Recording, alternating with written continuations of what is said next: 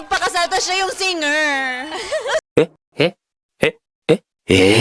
Nagpapakasal siya na. Gusto niya na magpakasal. Tapos ikaw yung singer, kaya naman, let's go! Nagpakasal. Bawi. Ayan, yung kay Juris, di lang ikaw? Kahit di mo sabihin. Ay, alam ko yan. Alam ko yan, Ti. Paano yan? Go. Kahit di mo sabihin, aking napapansin, di na kita pipilitin dahil di mo naman sasabihin.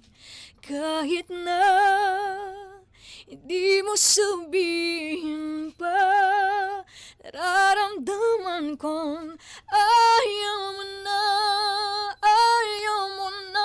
magpatuloy pa.